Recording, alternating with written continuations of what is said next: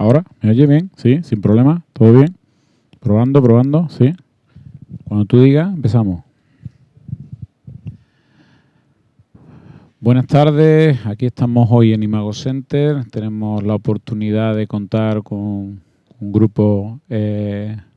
bueno, aquí no se oye, pero yo voy a chillar un poquito más para que todos los que estáis presentes. Tenemos un grupo nutrido de participantes en directo que queremos agradecerlo vuestra presencia hoy aquí con nosotros. Asimismo como la transmisión a través de streaming con foros de fotógrafos que nos van a escuchar, pues como todos sabéis, a nivel internacional.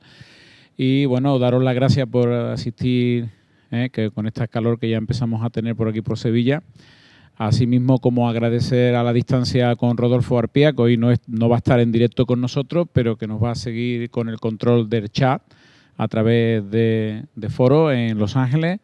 Un saludo, Rodolfo, y bueno, pues os cuento un poco lo que es el programa de hoy, ¿no? En Full Frame, estamos en el tercer capítulo, hemos hecho hasta ahora un par de capítulos, vamos a ir presentando poco a poco a través de estos episodios, de estos capítulos, un poco la información de productos en general. Lo haremos con la plataforma de foro de fotógrafos un poco a nivel internacional, en algunos casos con presencia como la de hoy, que contamos con vosotros. Y intentaremos pues acercaros de alguna forma todos los productos del mercado tecnológico fotográficos que van cada día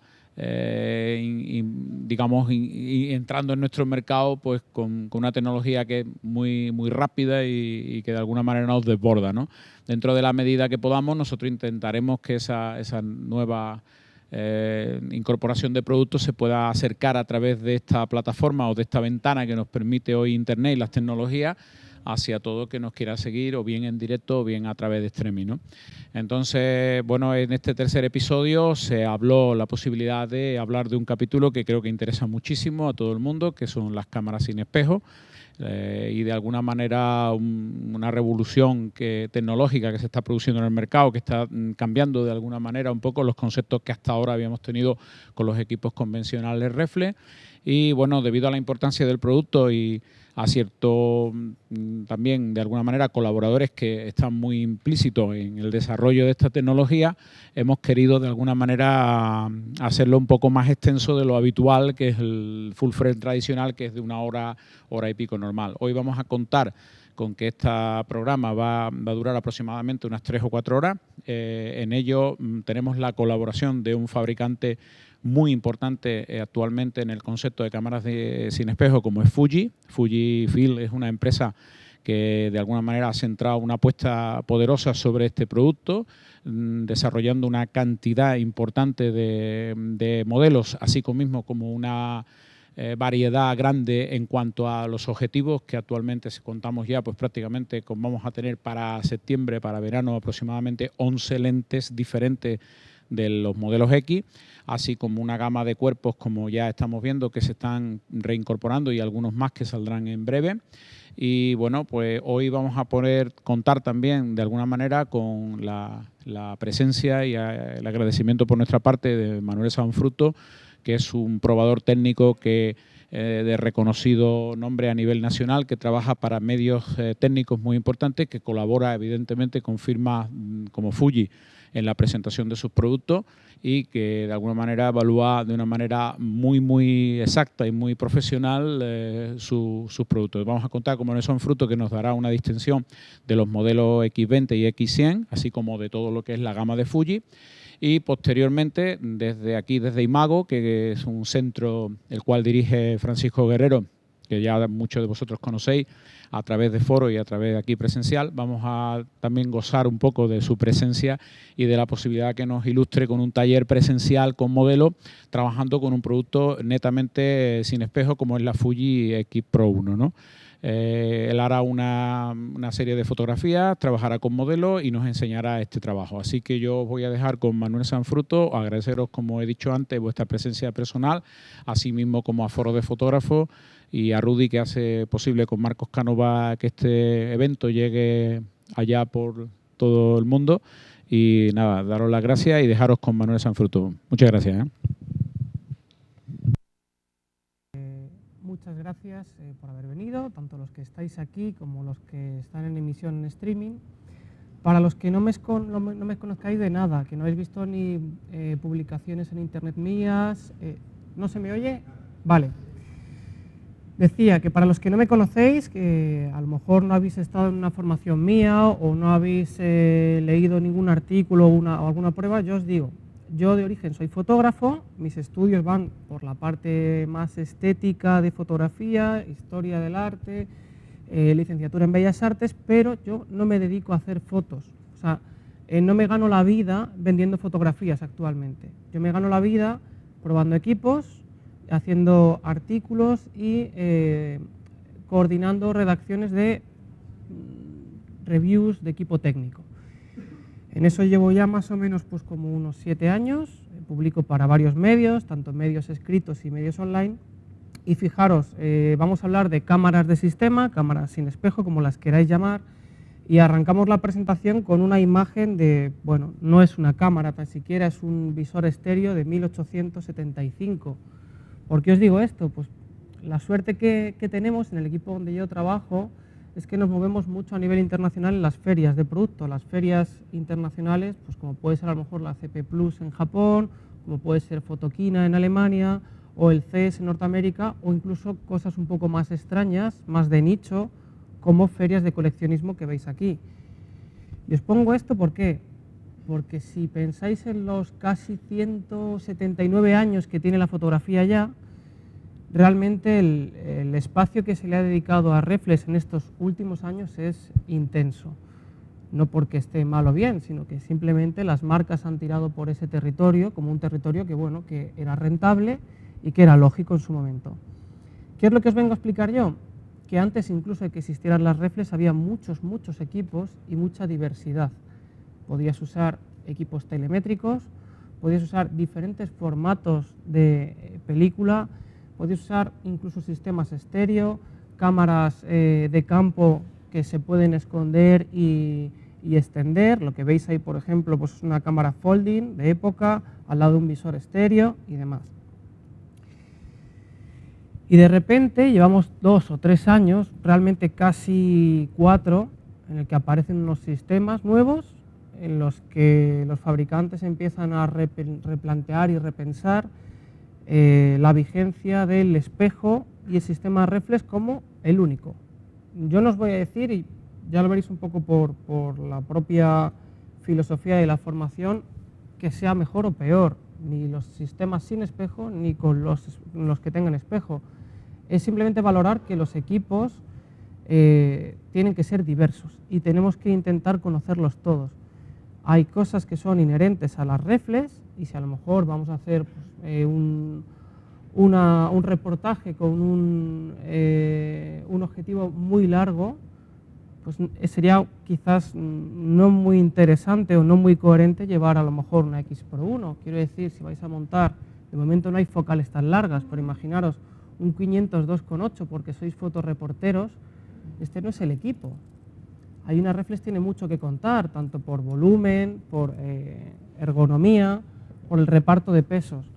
Pero hay muchas otras filosofías de toma en las que sí que es útil contar con un mejor tamaño de cámara, una cámara más portable, una cámara más silenciosa y que por no tener espejo tiene ya también una serie de ventajas. Y os digo, yo voy a ser siempre muy insistente en intentar demostraros objetividad. Quiere decir que no es que sea mejor ni peor, sino que, bueno, igual que las cámaras telemétricas de toda la vida han sido valoradas porque son distintas, hablamos de cámaras tipo Leica, Voigtlander, Nikon, hay muchas cámaras telemétricas y siempre se ha visto como una filosofía diferente. Todas estas cámaras sin espejo, de óptica o no intercambiable, porque puede haber de todo, pues la verdad que para cierto tipo de trabajos yo las veo muy recomendables.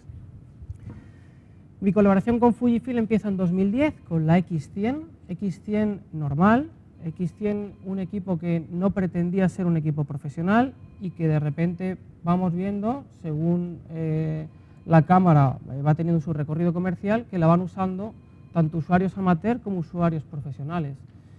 Y yo como prensa especializada cada vez la veo más en las ferias en tándem a un equipo reflex. Alguien lleva, por ejemplo, una 5D Mark III o Mark II y lleva en su funda también una X100 o una X100S. Es bastante normal. ¿Por qué?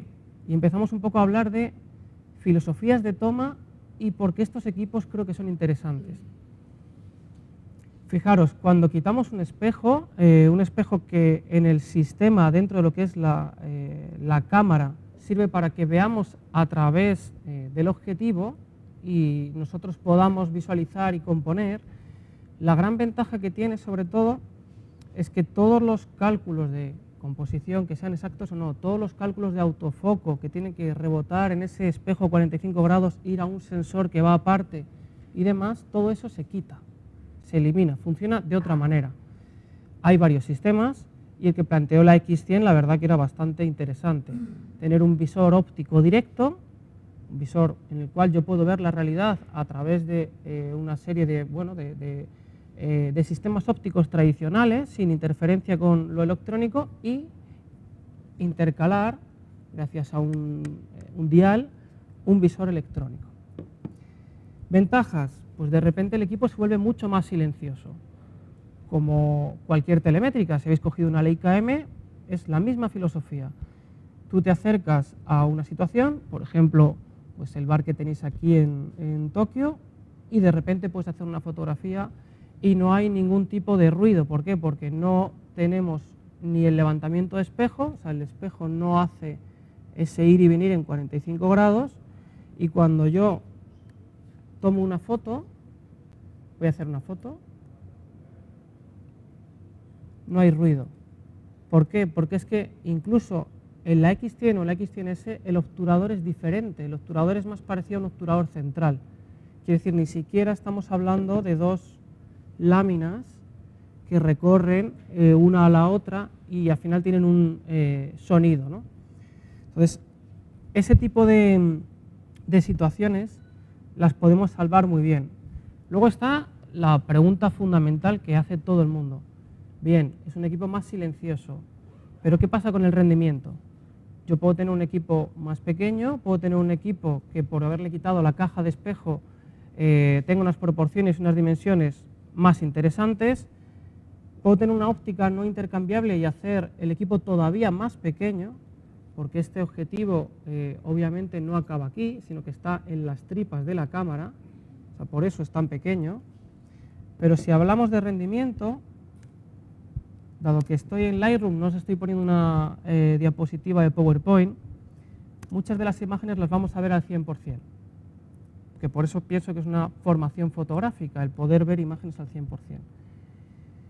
Cuando recorremos archivos hechos con la X100 original, no estamos hablando de archivos hechos con la X100S, tan siquiera, sino archivos de la X100 original, y vemos un poco la capacidad y rendimiento que tiene, estamos en F8,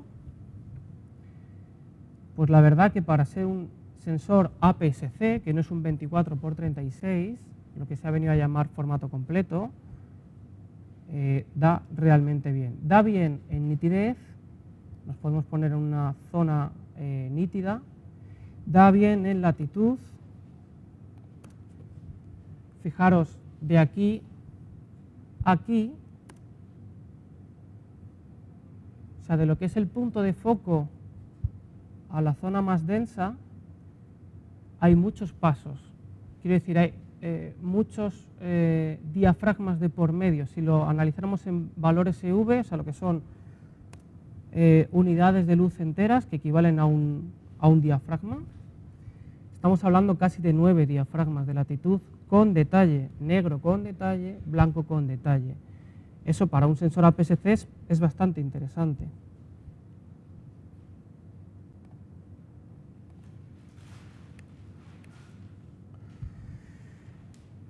Tenemos también ausencia de ruido electrónico, quiere decirse que gracias a una serie de ventajas que vamos a ir explicando poco a poco para que las vayáis entendiendo, podemos conseguir tomas válidas a 1250 ISO, 1600, 3200 ISO.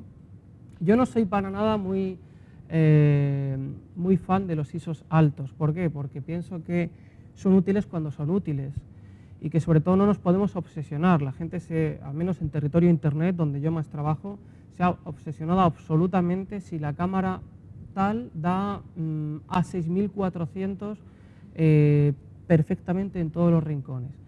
Bueno, deciros que casi cualquier cámara digital, si tú iluminas bien, al margen del ISO que tengas, normalmente la imagen va a salir bien. Quiero decir que el ruido electrónico no es tanto un problema de sensibilidad, sino un problema de subexposición. Si yo tengo un ISO 200 y tengo una zona totalmente densa, emparchada en negro, cuando yo quiera editar eso y levantarlo, voy a tener un problema tremendo de ruido electrónico. Quiere decir, no hay suficiente carga en el sensor y a la hora de amplificar esa imagen va a emitir mucho ruido electrónico. Y aparte el ruido electrónico tiene dos caras, tiene dos vertientes. Una vertiente que va a ser más como un grano, ruido en luminancia, y otra que va a ser más como un salpicado de color, ruido en crominancia.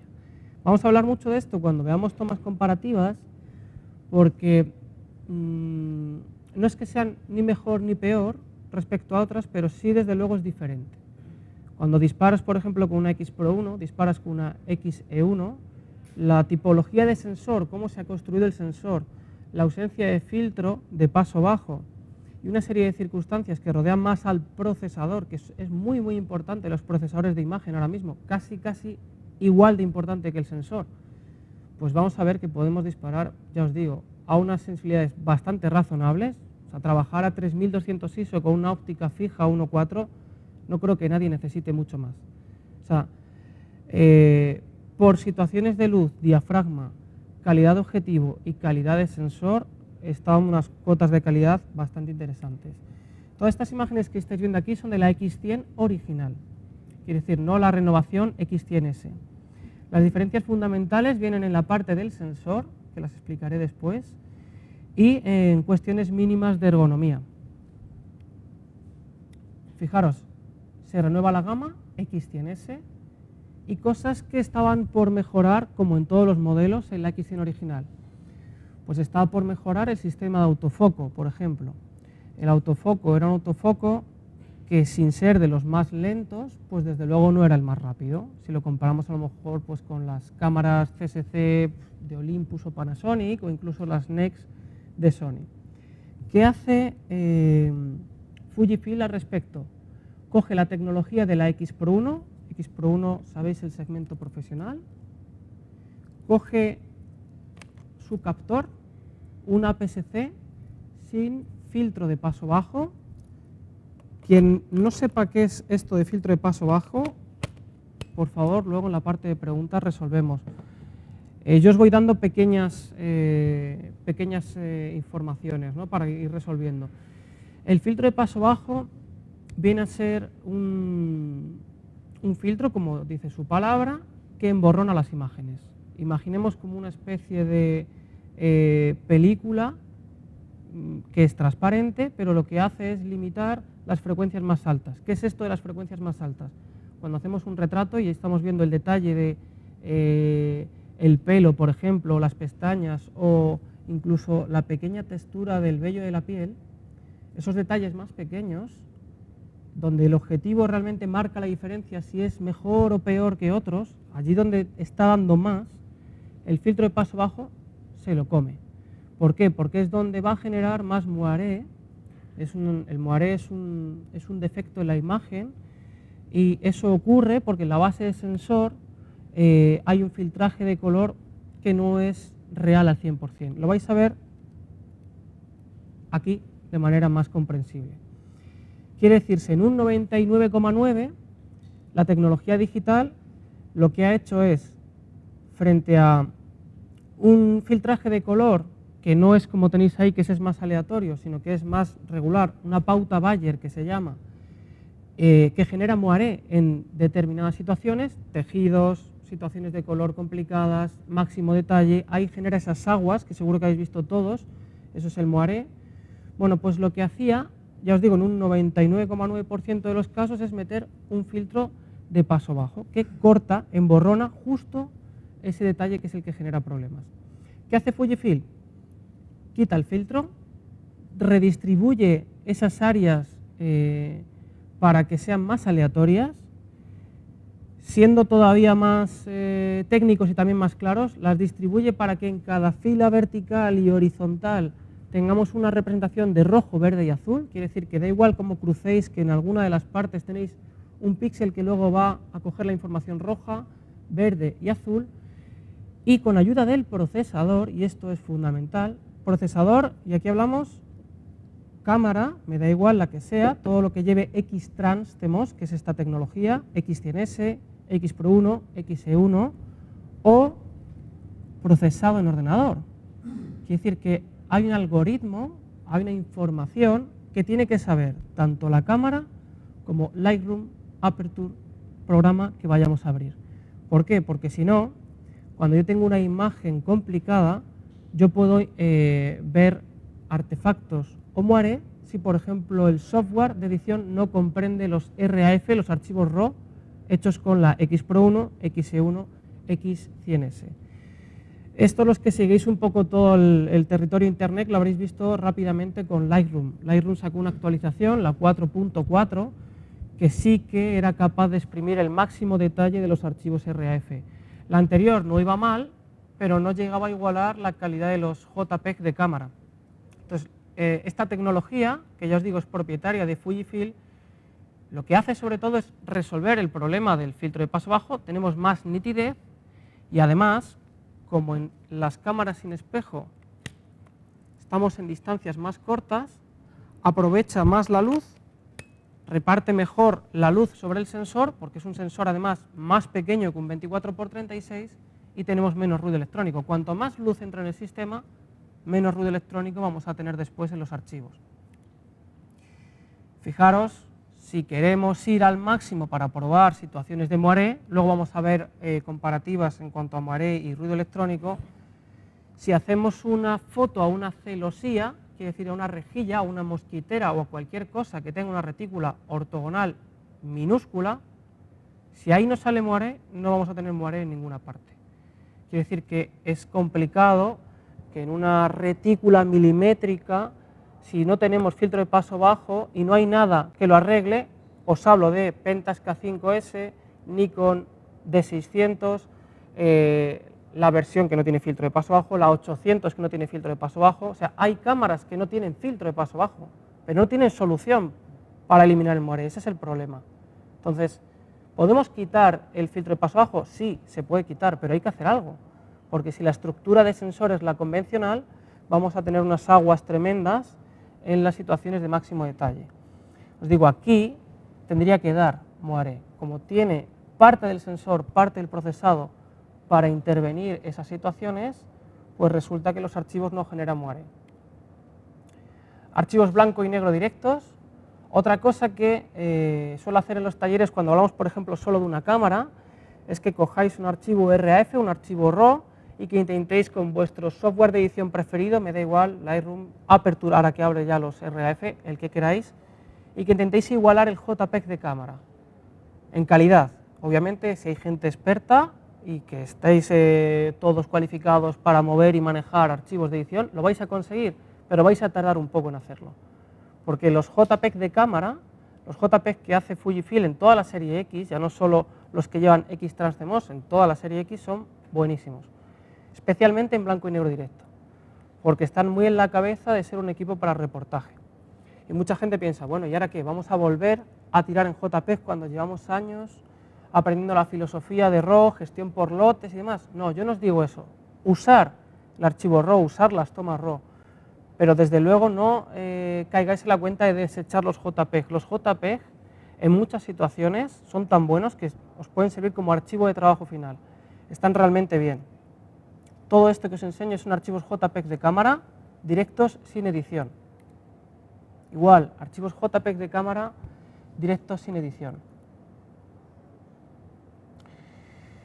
Otra de las cosas que no tiene que ver con la tecnología, y volvemos un poco a la parte de filosofía de toma, ¿qué ocurre cuando vosotros vais con vuestra Canon o Nikon de 24×36, que son equipos muy lícitos? Nosotros en la oficina tenemos varios, y de repente tienes esa óptica maravillosa, Nikon pata negra o Canon serie L, la que queráis, y os sumáis un poco en ver el volumen y peso, veis que lleváis un equipo bastante grande, Ya no digo por las luxaciones de muñeca, por el cargo de todo el día del equipo y de estar hartos de llevar tanto peso, eso lo sabemos todos cuando habéis trabajado un día entero con ese tipo de equipos, sino sobre todo, ¿qué ocurre en el contexto?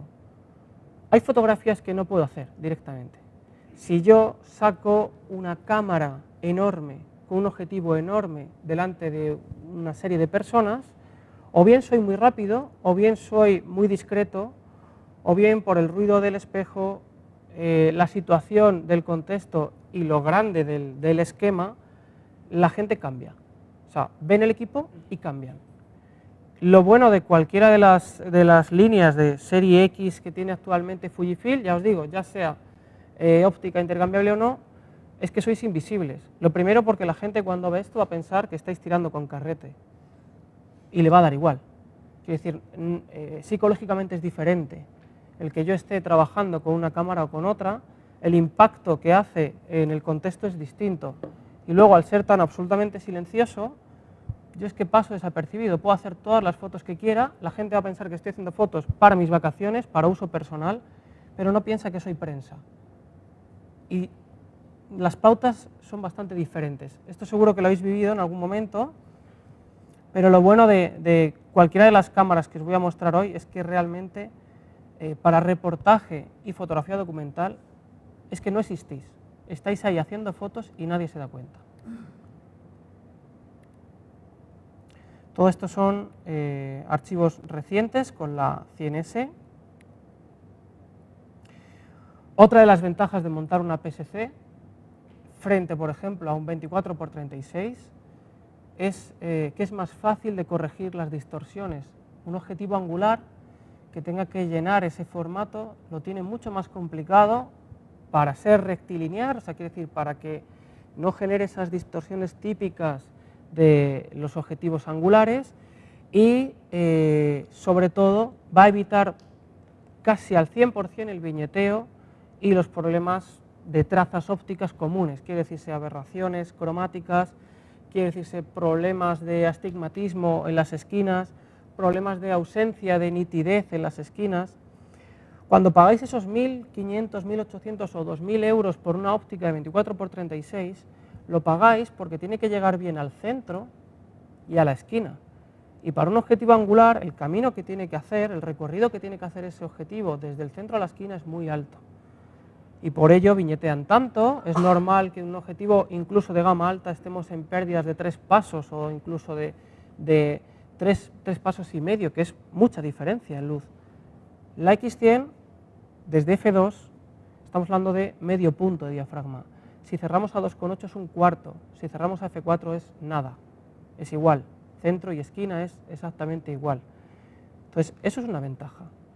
Y objetivamente, el tener un tamaño de sensor más pequeño para muchas cosas a nivel óptico es un beneficio. No es una lacra ni es algo que nos vaya a generar problemas.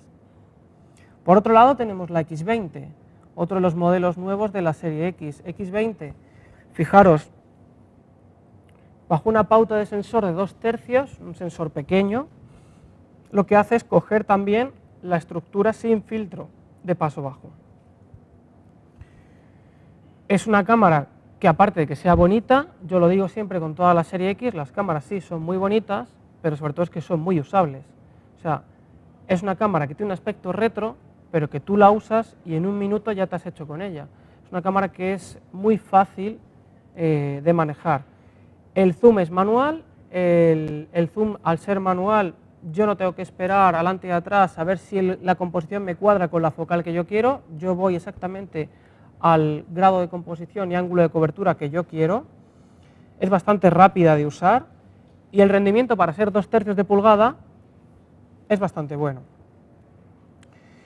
Tiene un sistema de visor también directo, en este caso no es híbrido, no tenemos la opción de poder ver electrónicamente nada, es solo visor óptico directo, tiene alguna información superpuesta, que es ese panel que veis ahí, esas 3 líneas de color. Es una imagen muy pequeña, pero aquí lo vais a ver más fácil. Esa información es información que está sobreimpresa y yo veo a través de ella y puedo ver, pues, por ejemplo, el punto de enfoque, puedo ver incluso los fallos de hiperfocal, o sea, quiere decir que se puede ver error de paralaje, hasta dónde va a llegar en profundidad de campo, puedo ver también si me está enfocando o no en el punto correspondiente. Esas 3 líneas que veáis ahí de 3 colores pequeños son 3 rutas de LED en el cual, dependiendo la situación, pues se me va a iluminar en verde si es correcto, se me va a iluminar en rojo si es incorrecto, si está dando algún tipo de error, o en negro si, por ejemplo, la situación de brillo cambia en la escena. Entonces tengo esas 3 maneras de interactuar. Como reina actual de la serie X tenéis la X Pro 1, la conoceréis todos realmente. Óptica intercambiable, aquí estamos ya con sistemas de óptica intercambiable. Aquí no hay espejo, ¿vale? Es un sistema sin espejo. Es un sistema que, como os decía, al no tener espejo, el grosor es muy pequeño. Con esto se gana en la transmitencia de luz, quiere decir, el objetivo acaba casi al ras de donde empieza el sensor, esa transferencia es más directa, se aprovecha mucho a nivel de sensor para tener esa energía y tener menos ruido electrónico y hacer el equipo más pequeño y más sigiloso. Y vamos a ver algunas imágenes, y aquí ya me salgo del formato de presentación. Y por ejemplo, esta la he enseñado ya en varias formaciones, es una imagen que me sigue siendo muy útil a la hora de explicar todo esto de los sensores, procesadores, ruido electrónico y calidad global. Fijaros, si tuvieses que darle un ISO a esta imagen, sois todos fotógrafos, todos hacéis fotos, todos conocéis y venís del mundo de la fotografía, imagino que algunos fotoquímica y también digital. Si yo recorro esta imagen, ya os digo, la he usado muchas veces porque sigue siendo una imagen espléndida para explicar qué tiene que aportar un X-Trans CMOS. Yo recorro esta imagen y bueno, y en las formaciones en las que yo he impartido en series de serie X de Fujifilm, pues siempre salgo con esta pregunta: ¿qué ISO le ponéis, no? Normalmente esto suele recorrer pues desde ISO 200, 400, 800.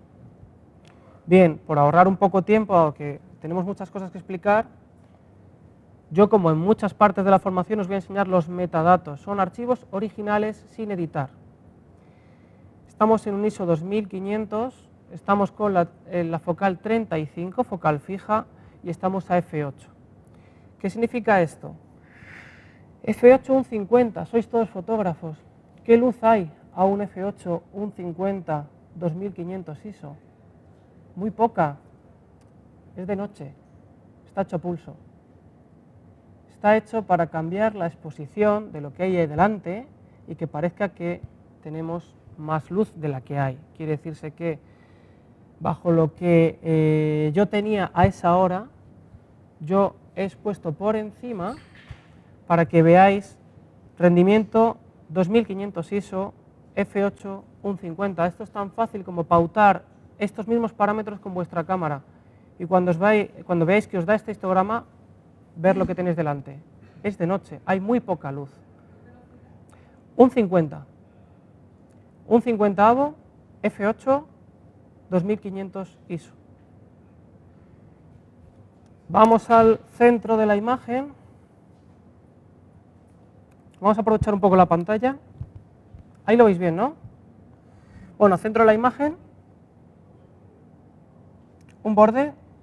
Muy interesante los bordes a la hora de analizar imagen digital. Borde, esquina inferior izquierda, esquina inferior derecha y esquina superior derecha. ¿Por qué os enseño las esquinas? Pues es que cualquier objetivo, me da igual el precio, donde realmente se va a ver si es bueno o no, es en tenor bañamos modificando el diafragma, desde las máximas aperturas, máximos rendimientos, máxima difracción, quiere decir, hay esas 3 fases, la máxima apertura donde está la boca de luz a pleno rendimiento, cuando tenemos el objetivo trabajando a 1.4, f2, 2.8, la que sea, que hay una serie de problemas ahí, máximo rendimiento, cuando cerramos 2 o 3 puntos y el objetivo lleva a lo mejor que puede dar, y caída en difracción. Cerramos tanto el diafragma que cuando pasa luz se rompe y cae la definición en todo el plano, desde el centro a la esquina, en todas partes. Entonces, que un objetivo a f8 con un sensor APS-C a 2500 ISO esté dando este rendimiento centro-esquina, pues no es normal, o no era normal hasta que han venido estas cámaras. Entonces, es interesante ver que el tener un equipo más pequeño y con un sensor pequeño ya no es un problema.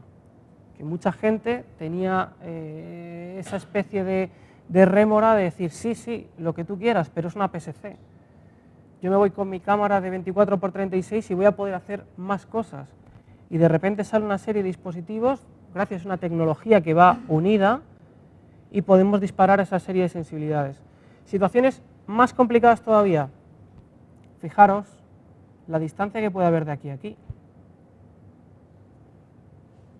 Fijaros que es un 6400 y que encima está hecho a f2.4, máxima apertura del macro, el 60.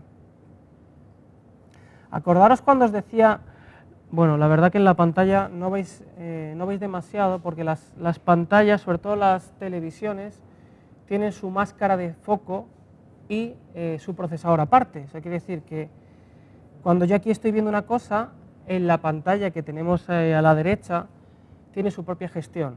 Normalmente va a empastar más los negros y va a meter una máscara de enfoque. En definitiva, lo que os venía a contar es que la trama de ruido es muy limpia. O sea, ¿hay ruido? Sí, hay ruido, pero es ruido en luminancia, es ruido que es más parecido a un grano. No es un ruido en colores o salpicados, rojo, verde y azul. Y dentro del viaje que está pegando desde la zona más iluminada a la zona más oscura, pues está bastante bien, es bastante digno. Vamos a ir a más archivos.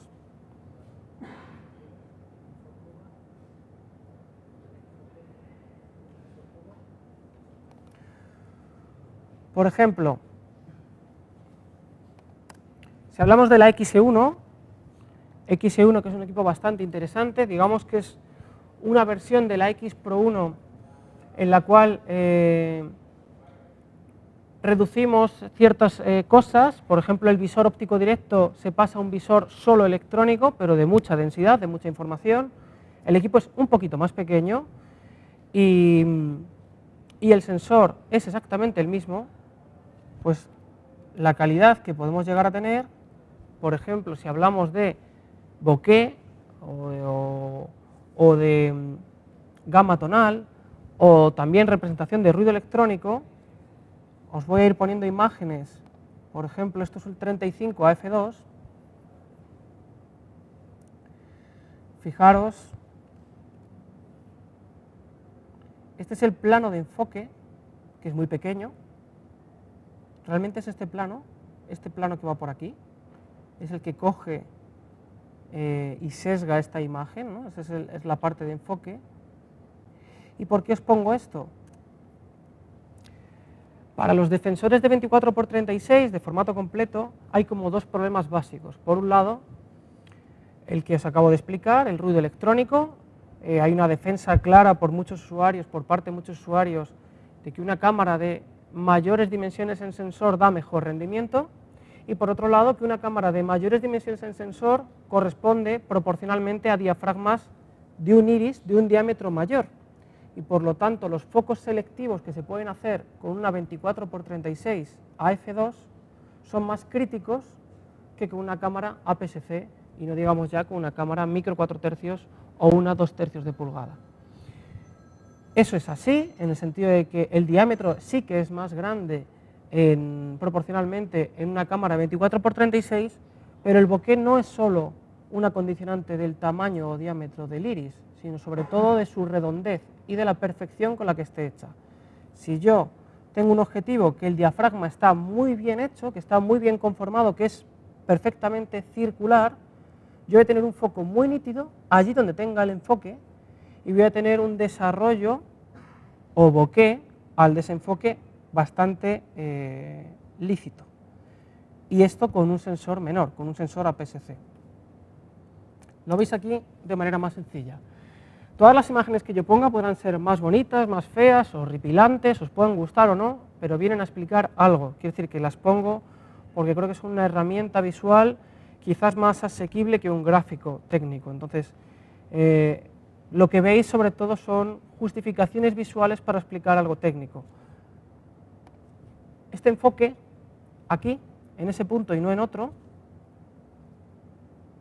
a 1,6, fijaros la dimensión que ocupa.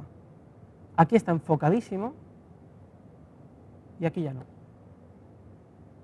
Eso es el bokeh, la capacidad y la suavidad con la que yo voy a hacer un foco selectivo y voy a hacer una transición al desenfoque. ¿Cuántos puntos de enfoque tiene? Con el...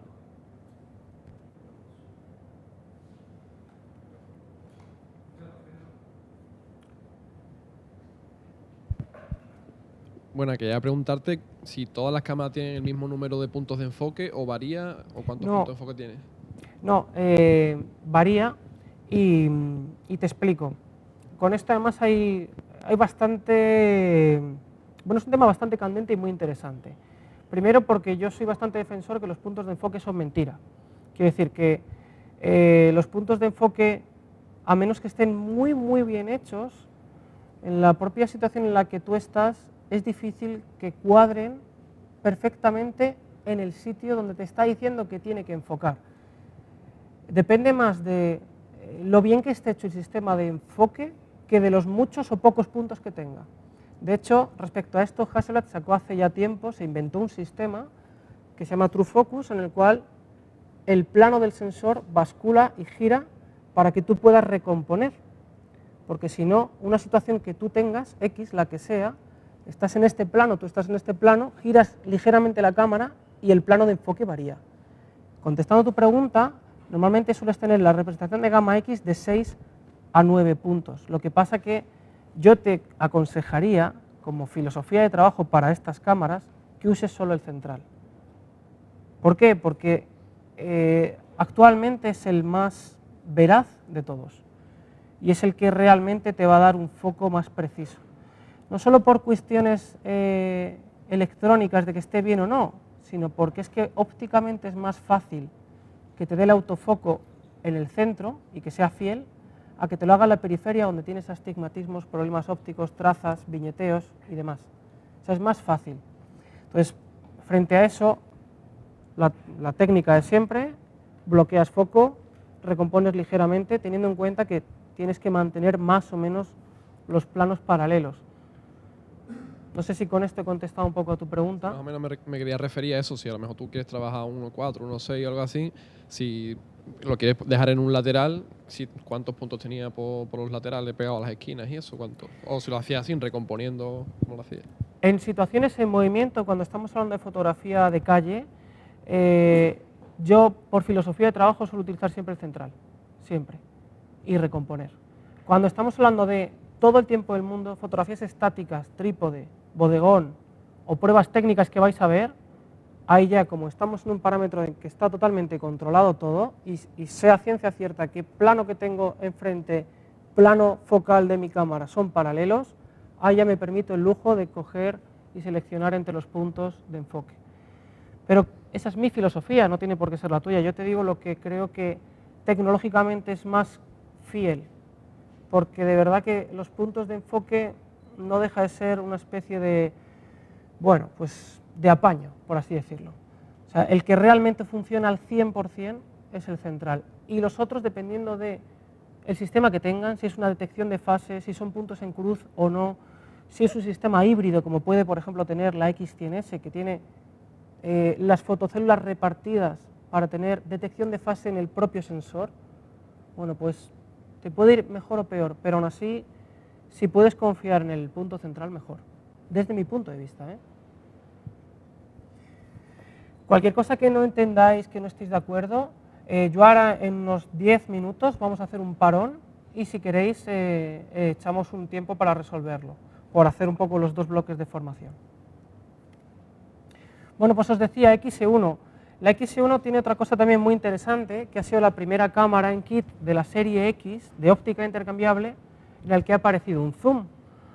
Los zoom para muchos usuarios, incluso usuarios de la serie X, no tenían sentido. O sea, quiere decir, mucha gente viene a este territorio de cámaras sin espejo y más en estética de cámaras retro por las ópticas fijas, y es totalmente lícito y tiene toda la lógica del mundo.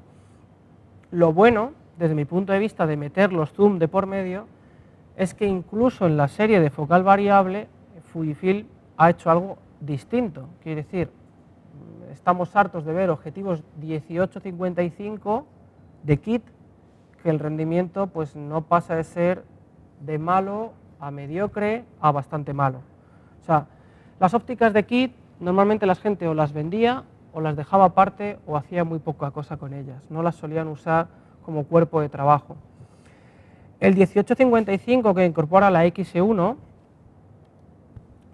tiene cosas interesantes de por medio, cosas que no le pertenecen por categoría, o sea, cosas que realmente no es que sean novedosas, sino que suelen ir acompañadas pues para precios distintos y para jerarquías de equipo distintos. Antes de empezar la formación, hablando con Francis, que va a hacer luego la parte práctica, me decía, joder, el objetivo, el zoom, no veas si enfoca rápido. Y claro, es que no es solo una cuestión, el enfoque no es solo una cuestión de la cámara, sino que tiene que haber un tándem con la electrónica y los dispositivos del objetivo. En esto, el zoom, el 18-55, lo que ha hecho como novedad respecto a esta gama, sobre todo en objetivo kit, es incorporar dos sistemas lineales, o sea, motores lineales. ¿Qué es esto de motores lineales? Cuando nosotros cogemos un objetivo convencional, imaginaros, nos ponemos desde lo más básico hasta lo más complejo.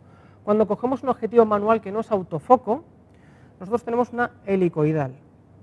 Quiere decir que las lentes se mueven para enfocarse en distintos planos a través de un mecanismo, un engranaje que tiene una forma de hélice que va recorriendo el tambor del objetivo, y yo voy recorriendo manualmente esa distancia y se va cotejando pues desde la mínima distancia del objetivo hasta la distancia infinito.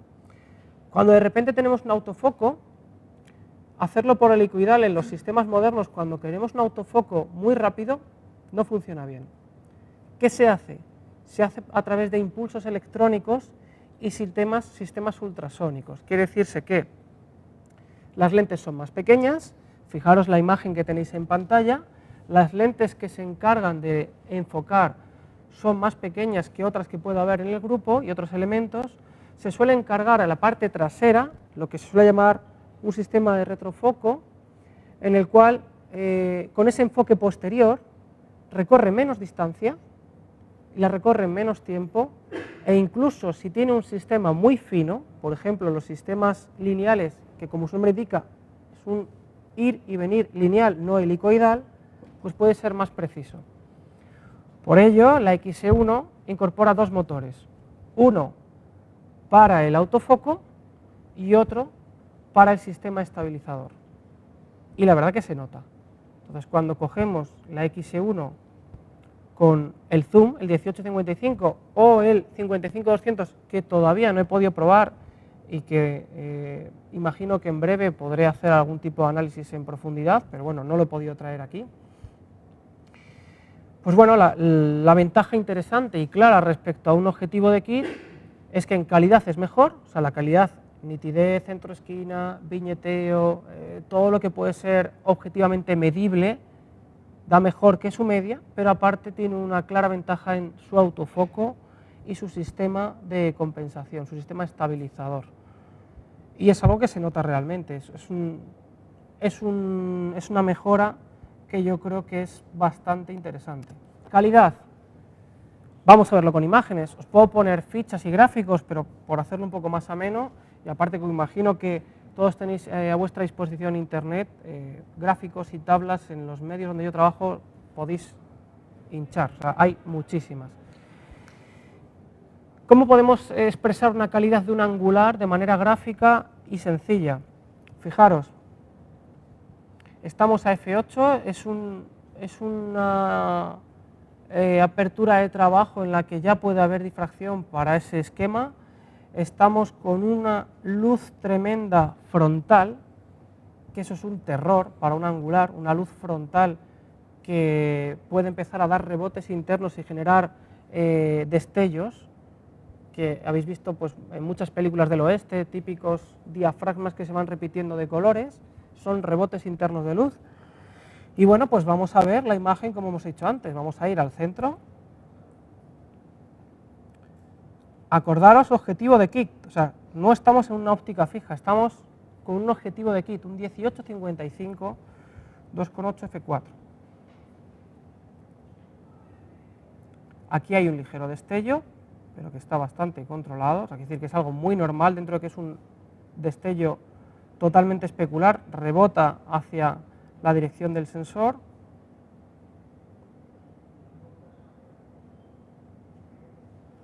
Pero fijaros que tampoco hay ningún tipo de problema. O sea, os decía, esto es un archivo, para que lo veáis más claro,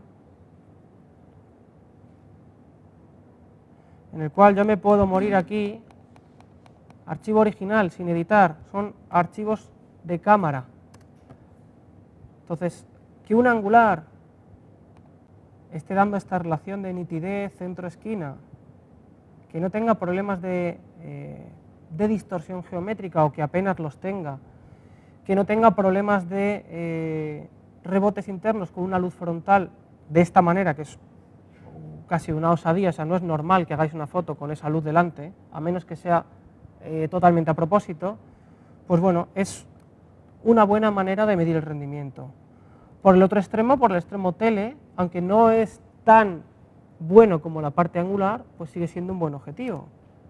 O sea, tenemos una nitidez que es bastante acorde para un objetivo kit, sobre todo teniendo en cuenta que da un poquito más de la media en su precio, y la gama de latitud y nitidez está bastante bien conseguida.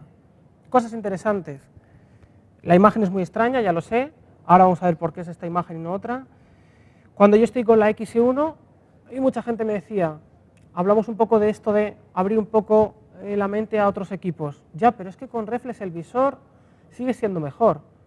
Y bueno, no es mejor, es distinto. Fijaros, el tener un visor electrónico, si estamos con un visor electrónico de cierta categoría, o sea, si estamos hablando de que aquí dentro hay una pantallita que en puntos por pulgada está superando los 300 puntos por pulgada, o sea que tenemos varios millones de puntos en esta pantallita, cuando yo miro y amplío y estoy haciendo enfoque manual, por un lado, gracias a lo suave que va el sistema lineal, incluso enfoque manual, lo descriptivo que es, lo secuencial que me puede corresponder con cada plano, y la alta resolución del visor, yo amplío, tengo una lupa de 10 por, esto es imposible 100% en una reflex, la reflex es un sistema por espejos óptico, yo no puedo ampliar nada electrónicamente, y resulta que es que yo quiero enfocar pues las gotitas que hay en el parabrisas, o sea, en la parte de la luna delantera. Si yo quiero enfocar esto, con un sistema reflex me va a costar un poco, quiere decir que no lo voy a ver. En ese sentido, el tener una capacidad de aumentar la imagen y poder disponer de esa resolución es una ventaja. ¿Para todo? No, para todo no, pero para esto sí. Yo no os voy a decir que los visores electrónicos sean la panacea, que desde luego van a ser el 80% de los equipos en un futuro, os lo puedo garantizar. La idea de los fabricantes es quitarse los espejos cuanto antes, y la segunda, quitarse toda la problemática respecto al visor, problemas de autofoco y obturador mecánico. Ese es el futuro, y eso lo sabemos pues, todos los que estamos probando equipos, lo vemos claramente año tras año. Las evoluciones van en base a los sensores, en base a los visores electrónicos y en base a intentar una obturación plenamente en el sensor, quitando láminas y historias. A lo que iba es que frente a la filosofía de reflex, toma reflex y visor óptico a través de espejos, hay otras cosas. Y el tener un visor electrónico, si es de buena calidad, y luego lo vais a poder ver en la parte práctica, merece mucho la pena.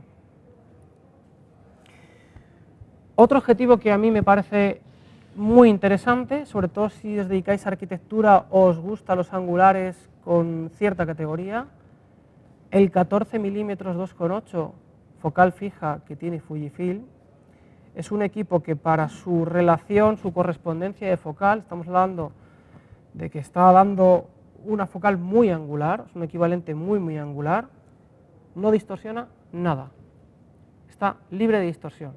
Cuando digo nada, y esto es importante, es ópticamente puro.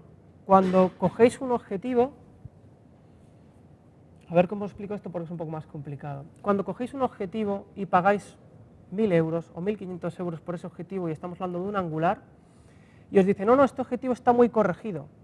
Lo metéis en vuestra cámara, hacéis las típicas pruebas ortogonales con edificios y con ciertas simetrías para ver si hace esas aberraciones esféricas o no, o esas problemáticas típicas de los angulares. Pueden pasar varias cosas. Por un lado puede pasar que obviamente yo mire a la pantalla, mire mi archivo y esté corregido. Puede pasar que esté ligeramente corregido y puede pasar que no esté nada corregido. Cuando estamos en la mejora de las situaciones, cuando estamos en esa imagen está corregida, también por dentro hay muchas más cosas que contar. Casi desde inicios de fotografía digital, sobre todo desde que Leica y Hasselblad llegan a un poco a las cotas de calidad de los objetivos, dicen, bueno, si hacemos esto más allá, la gente ya no lo va a poder pagar, es imposible. Hay que implementar soluciones por firmware, hay que corregir los objetivos electrónicamente. Entonces, hay una parte de casi todos los objetivos actuales, en algunos casos una parte importante, que son correcciones de firmware, comunicación de óptica con la cámara. Cuando cogéis un objetivo y veis las pistas de información que tiene, todos estos recorridos, esas carreteras por las que fluctúa la información, no solo es para decirle la focal, las distancias de enfoque y los demás parámetros de toma, también le dice, oye, soy un objetivo que viñetea tanto, tengo esta aberración cromática y tengo esta distorsión geométrica, apáñalo. Eso no es ni bueno ni malo, es una ventaja clara para tener un buen equipo con un resultado bueno a un buen precio. Ahí estoy yo totalmente de acuerdo. Pero cuando ves un 14, que incluso cuando liberas mediante arandelas, sistemas que tenemos para probar los equipos, liberas los contactos electrónicos o incluso utilizas software no propietario, cosas rarísimas que están fuera del ámbito comercial, que no es Lightroom, o sea, sistemas RAW que no tienen ningún tipo de acuerdo con las marcas, puedes ver si un objetivo tiene un implemento de corrección por firmware o no. Y el 14 no tiene nada. El 14 es ópticamente puro. Y lo veis en las tomas, que están bastante libres de distorsión y que la verdad que es una perspectiva muy dinámica. A mí me gusta muchísimo el 14. Estas son tomas hechas en Tokio con el 14 y la verdad que es un equipo que me gusta bastante. O sea, si os gusta y os sugiere la arquitectura o las imágenes en gran angular extremo, sabéis que esto puede llegar a cansar si lo usáis de manera insistente, pero si os gusta, de verdad que es una apuesta segura, ¿eh? Vale su precio absolutamente. Es uno de los mejores angulares que he podido probar. Me parece un objetivo realmente bueno. Son tomas hechas con el 14 y también tenéis los Zeiss. Hay dos Zeiss que son bastante recientes, dos Zeiss, uno muy angular, un 12, y otro no tan angular, un 32, equivalencias más o menos a un 21 y un, creo que es 48. JPEG directo de cámara, el Zeiss Tweet 12, sin tocar, sin editar, y estamos en un angular que equivale a un 21, o sea, quiero decir, no hay viñeteo, no tenemos tampoco, haciendo una toma bastante próxima, problemas de distorsión. Otra toma hecha con el 12. Estos son los nuevos Zeiss. Y el 32. Máximo rendimiento 5,6. Y bueno, pues son tomas que la verdad que son muy usables. Ya no os digo lo que podéis conseguir a través de un RAW con edición, con buena edición, con criterio y demás. Es decir, que las tomas en JPEG ya salen bien, imaginaros lo que podéis conseguir tocando el archivo. Igual, tomas hechas con el 32. Bueno, hasta aquí, antes de pasar a lo que son las comparativas directas con otros equipos y meternos a hacer intercambios de cromos con unas cámaras y otras, termina un poco la primera parte de la presentación y damos paso a las preguntas. Entonces yo lo que os digo, por favor, es que nos cortéis, que estamos aquí para eso y que podéis perfectamente no estar de acuerdo conmigo. O sea, que la idea es que se genere un ambiente en el que todos aprendamos algo. Manuel, mira, te hago unas preguntas que están haciendo a través del chat, ¿vale? Perfecto. Bien, mira, concretamente Alberto Vide nos pregunta referente a la tolerancia de estas cámaras que no llevan concretamente, digamos, cortinilla, con lo cual, ¿cuál es la velocidad de sincronismo máxima que puede trabajarse con flags?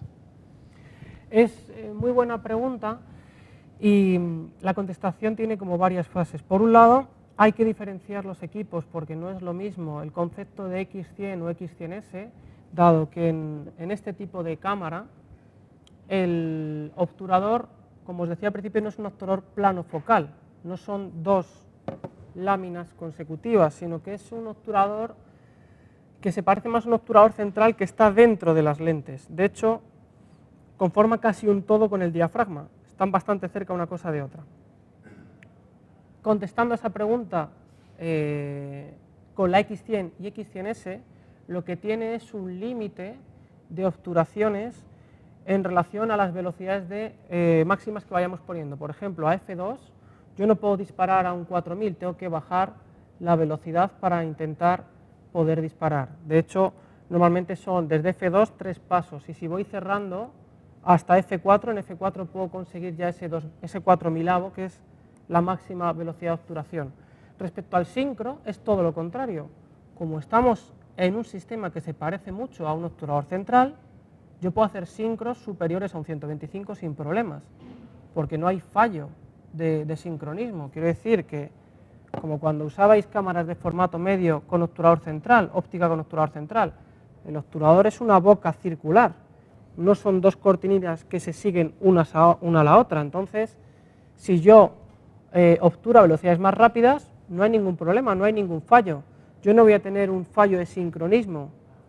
Si, por ejemplo, estoy con la X Pro 1 o la XE1, ahí sí puedo llegar a tener un fallo de sincro por encima de un 250avo, dado que estas dos cámaras, X Pro 1 y XE1, se incorporan un obturador plano focal.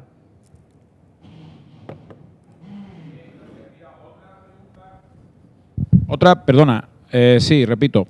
Otra pregunta que nos llega a través del chat de Gustavo Campos, concretamente nos dice que si se ha resuelto la queja del problema de autofoco de la X Pro 1 en situaciones de poca luz, como atardeceres o interiores.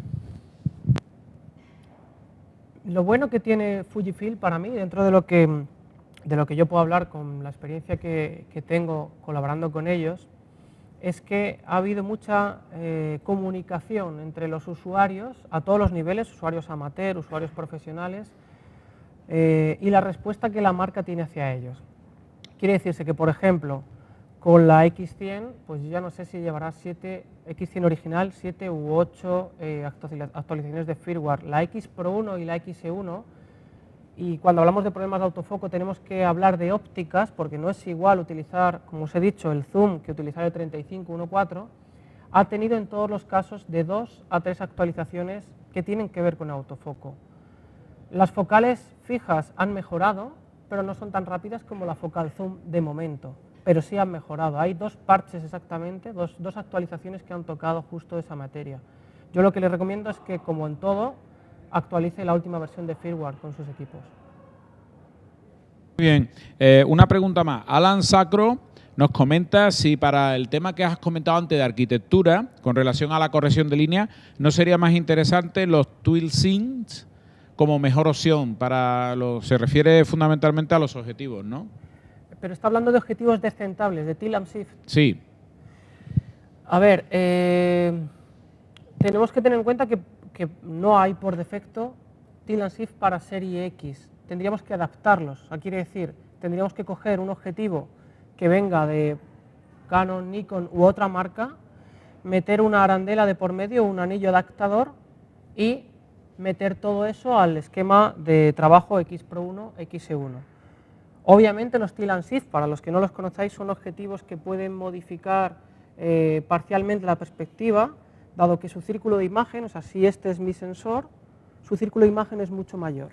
Entonces puedo mover literalmente el objetivo, partes del objetivo, para corregir la perspectiva. Se parecería en un concepto muy parecido a una cámara de placas en minúsculo. Es elevar ese sistema de montantes, de poder bascular y mover la óptica para poder corregir la perspectiva. El problema al no tener ya contactos electrónicos es que perdimos la información a cámara, perdemos autofoco y en muchos casos, sobre todo ya hablando de ópticas digitales, no siempre tenemos unos buenos resultados. Dependiendo qué calidad de objetivo TIL&SIF vayamos a meter, nos puede dar muy buenos resultados, un equipo que daba, por ejemplo, bien en película, o resultados nefastos. Hay equipos en película que funcionaban realmente bien, TIL&SIF que costaban mucho dinero y que siguen costando mucho dinero, pero que al adaptarlos en sistemas digitales no van bien porque los rebotes internos que tiene respecto al plano focal son mayores y hacen una caída de contraste muy grande.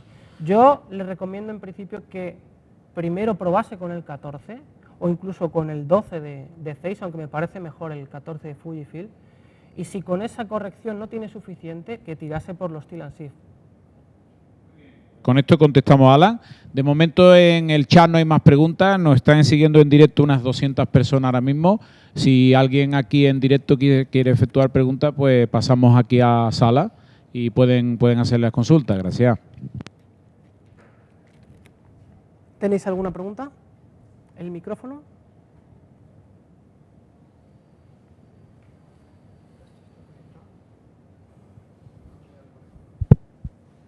Sí, yo lo que quería saber básicamente es si estamos hablando de 3 segmentos de cámara, ¿no?, dentro de la serie X. Sí. Estamos hablando de 3 segmentos de cámara diferentes y quería saber si los sensores que montan son los mismos y qué diferencia de rendimiento había entre una y otra, básicamente en términos generales, ¿no? Bueno, pues a ver, es una muy buena pregunta. La repito por si acaso se ha perdido parcialmente. Vuestro compañero me estaba preguntando acerca de las diferencias entre los sensores para cada una de las cámaras que hemos comentado, la X100, X100S, X Pro 1, XE1, y bueno, diferencias de rendimiento. Y ahí te contesto. La X Pro 1, XE1 montan el mismo sensor, mismo procesador. La X100S, la tecnología es una tecnología, te la voy a enseñar a través de una diapositiva, es una tecnología, a ver, perdonar, es una tecnología muy parecida, pero incorpora en la X100S una novedad importante. Dado que la 100 normal, el autofoco era un poco más lento de lo que a lo mejor se podría esperar o se podría desear para esa categoría de cámara, lo que han incorporado es en ciertas fotocélulas, quiere decir, esos espacios que luego van a equivaler a un píxel, detectores de fase, que en la práctica lo que tiene de diferencia respecto a la X Pro 1 y la XE1 es que en la X100S el enfoque se hibrida como toda compacta por contraste, o sea, el sensor mide áreas de contraste y determina dónde está enfocando, ¿bien? Por eso cuando no hay contraste las compactas se vuelven locas y va el objetivo para adelante y para atrás, o en una situación de gris absoluto la cámara no te va a enfocar nunca porque actúan midiendo los niveles de contraste, las diferencias de contraste, y en este caso en la X100S y la X20, la compacta que hemos hablado antes, el sensor, dentro del sensor, ciertas fotocélulas que luego equivaldrían a un píxel, se utilizan solo para el enfoque. Y se mezclan las dos tecnologías, tecnología convencional de contraste con tecnología de fase, que es el sistema que ha venido utilizando siempre las reflex. Sistema de fase, básicamente, por hacértelo muy sencillo, porque luego técnicamente es bastante más complejo, lo que hace es, en la unidad de, si hablamos de una reflex, detección de fase, o en el sensor, si hablamos de la X100S, tener dos distancias predeterminadas, dos, como ves ahí, esas dos franjas amarillas que ves que son los que van a determinar la detección de fase, y analizar dónde corresponde eso a la imagen para calcular las distancias. Se parece un poco, fíjate, al sistema de cómo funciona el telémetro. El telémetro funciona por triangulación, que eso viene a su vez de los sistemas militares de tiro. O sea, quiere decir, cuando tú tienes dos puntos y triangulas, lo que haces es coordinar unas medidas fijas que conoces con otras que desconoces. Entonces, eso hace que puedas tener una referencia de enfoque y además es bastante fidedigno. Es de los sistemas de enfoque quizás uno de los mejores. Entonces, la diferencia, en el caso de estas tres cámaras, la X100S ya incorpora esa tecnología híbrida en el propio sensor y la X Pro 1 y la XE1 no. ¿Mejor o peor? Pues fíjate, es que es distinto, porque quizás parten de una necesidad diferente. La X100 es un equipo que no puedes cambiar la óptica, por lo tanto tienes que mejorar el autofoco sí o sí en base de la cámara. Y en la X Pro 1 y la XE1, dependiendo vaya avanzando la tecnología, los objetivos incorporan motores lineales o incorporan otra serie de características que la van a poder hacer más rápida. En cambio, en la X100 tú no puedes arrancar el objetivo. Tienes que hacer algo de fábrica que sea más consecuente y que sobre todo tenga más proyección en el futuro, que la puedes usar hoy y que la puedes usar dentro de 5 años. Desde mi punto de vista, son soluciones diferentes para equipos diferentes. La X20 tiene esa misma tecnología híbrida, pero en una compacta, en 2/3 de pulgada. Y esas son las diferencias, por así decirlo, de tecnología. Ahora, en rendimiento, X100S, X Pro 1, XE1 son muy parecidos.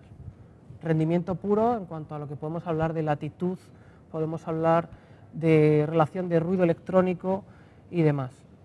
Serían sensores similares. No sé si con eso te he contestado más o menos. Bien. ¿Alguna otra pregunta? Bueno, pues aprovecha. Si tú tenías algún tipo de información sobre la hoja de ruta de las ópticas. Tengo la misma información que tienen los usuarios normales, porque fíjate, la ruta de ópticas ahora mismo es casi un secreto guardado bajo llave para todas las compañías, porque cuando pretendes hacer un sistema, y que hablamos de sistema como un equipo que no solo es una cámara, sino que pueden ser varios modelos de cámaras, una familia de cámaras y una serie de usuarios, no para ahora, sino de aquí al futuro, lo más importante son los objetivos.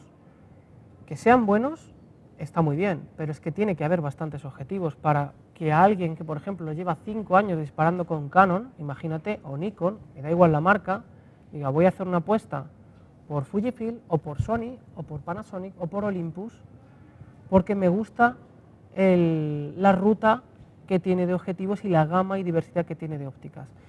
Ahí te puedo decir que bajo lo que ya está anunciado, pues hay pocas novedades visibles. Sí que hay muchos objetivos que se supone que van a llegar y que son esperados por todos y que no son ningún secreto, pero que sí que es verdad que están muy esperados. El 35, por ejemplo, que vayan a sacar para la XE1, que se podrá usar con la X Pro 1.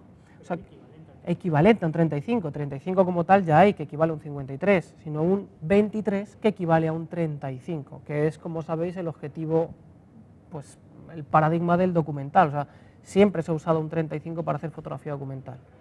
Entonces ese objetivo va a ser seguramente muy bueno y es uno de los más esperados dentro de la familia X. Muy interesante que se meta Zeiss. A mí eso me parece fundamental. Lejos de hacer competencia a Fujifilm, para mí que una marca como es Zeiss esté dentro del sistema y lo haya apoyado, significa que es algo que no va a morir mañana. O sea, Zeiss solo se mete en líneas de producto que sabe que van a durar y que son realmente legítimas. Todos los objetivos Zeiss para cámaras profesionales son muy buenos. No hablo de cámaras compactas, que si montan Zeiss, no montan Zeiss, que si las Panasonic montan Leica, bueno, esos son pegatinas y firmas que pone alguien, pero que tiene poco que ver con una calidad de producto final. Hablo de objetivos que realmente tienen un sello de calidad Zeiss, un sello de calidad Leica o lo que sea. Entonces, que Zeiss esté ahí presente es muy interesante, porque es una garantía de que el sistema va a seguir y que es un sistema abierto a muchas cosas.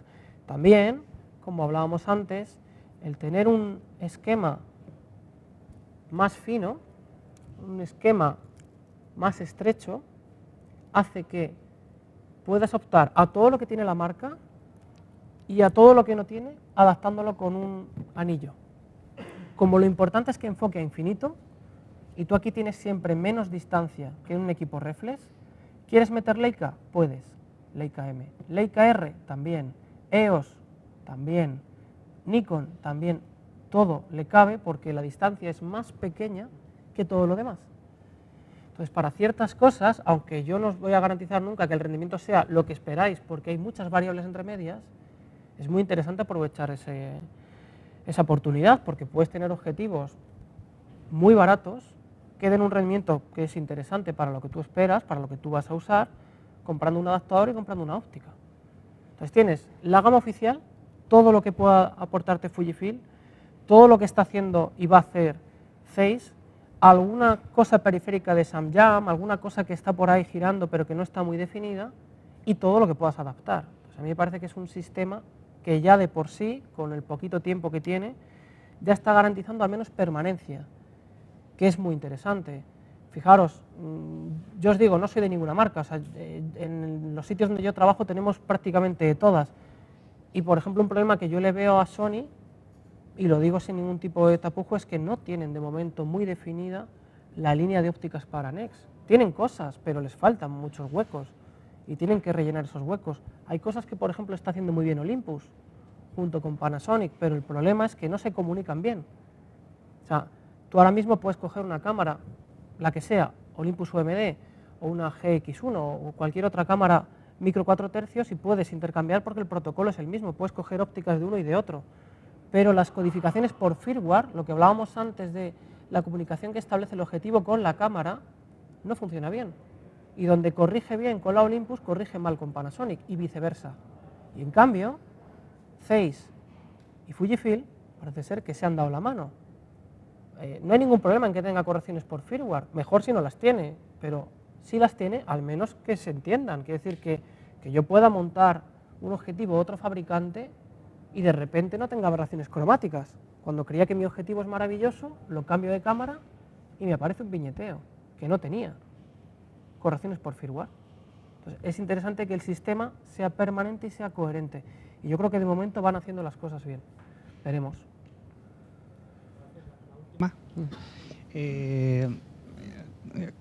Todo esto está muy bien, es muy bonito, pero en términos, digamos, para competir en términos de fotografía de acción, todos conocemos a lo mejor en fotografía social determinados momentos donde necesitas rapidez, ¿son competitivas?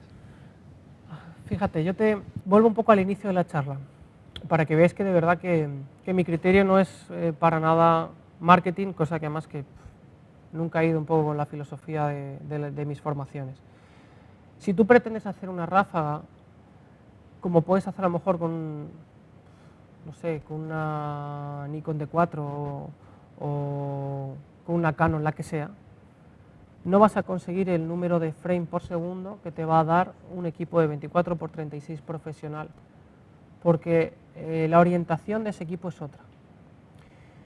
Si tú, por ejemplo, estás en un territorio intermedio y estás con la 100S y estás ya en una ráfaga de 6 frames por segundo real, es decir, RAW más JPEG a la vez, a máxima resolución, no está mal, pero yo no creo que sea para nada la pretensión del equipo.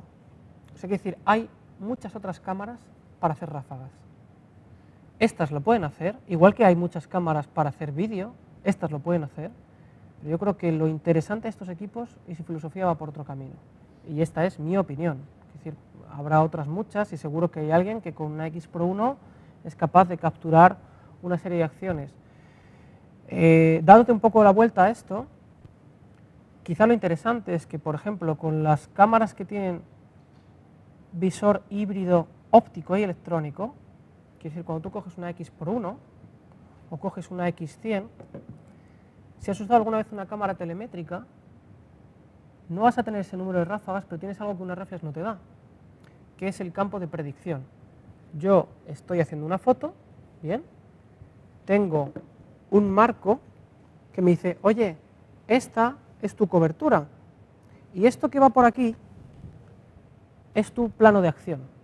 No va a salir, pero está por aquí.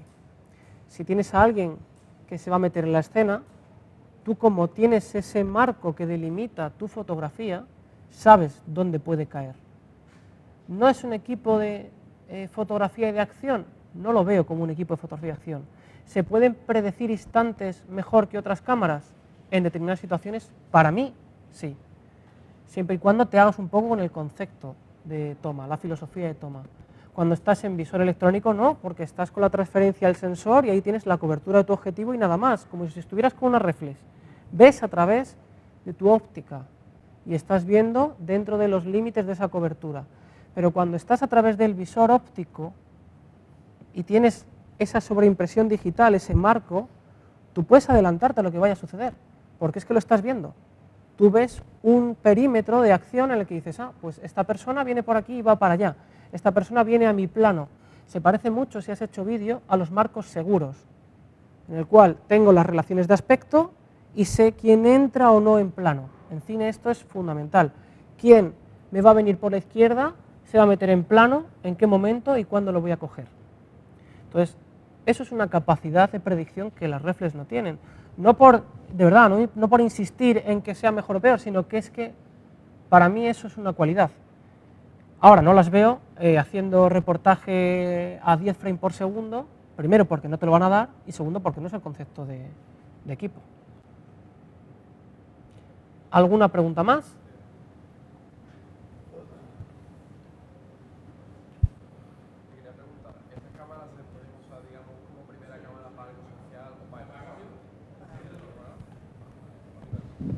Ahora, esas cámaras, digo, ¿se pueden usar como primera cámara para social o para estudio o es para llevarla como una segunda cámara?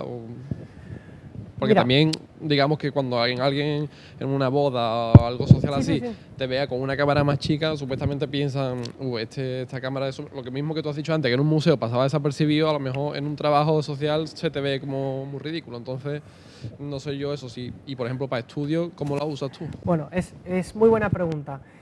Igual, si no lo habéis oído todos, os repito, vuestro compañero está diciendo que si estos equipos se podrían usar como equipo primero, o sea, fundamental, equipo de trabajo, o más bien como un equipo secundario, dado que, aparte de todas las cuestiones técnicas que hemos hablado, hay una cuestión también que es más social y psicológica, que es cuando alguien te ve con un equipo menor, en una serie de encargos o trabajos, empieza a valorar o juzgar el fotógrafo por el nivel de aparataje que lleva, que es algo con lo que yo estoy en contra totalmente, pero es verdad que ocurre. Vale, ahí te contesto también por fases. Primero, depende de lo que vayas a hacer. O sea, si tú vas a hacer, por ejemplo, fotografía social, yo sí que creo que es un equipo en tándem perfecto. ¿Por qué? No por la cuestión social que hemos hablado de que puedas representarte mejor o peor con un equipo mayor o menor, sino porque tú puedes llevar una reflex perfectamente cargada con una focal variable interesante o con un zoom para hacer primeros planos, y sin tener que llevar otra máquina que es ultra pesada, llevar una 100 o una X1 con una focal fija y hacer tomas más abiertas o diferentes, con enfoques más selectivos. Y eso te va a dar un ritmo de trabajo que yo creo que es muy interesante. Luego, si hablamos solo del marco social, de lo que puedes llegar a explicar a través de tus equipos, yo pienso que eso va a cambiar y tiene que cambiar. ¿Por qué? Porque es que las reflex es que le quedan muy pocos años. O sea, las reflex, va a seguir habiendo reflex, pero solo va a haber reflex muy profesionales. Entonces nos vamos a hinchar a ver equipos sin espejo. Cuando, por ejemplo, nosotros vamos a las ferias japonesas, que suelen ser como una predicción de 3 años a lo que pase aquí, hace un tiempo veíamos muchas reflex y ahora no vemos casi ninguna.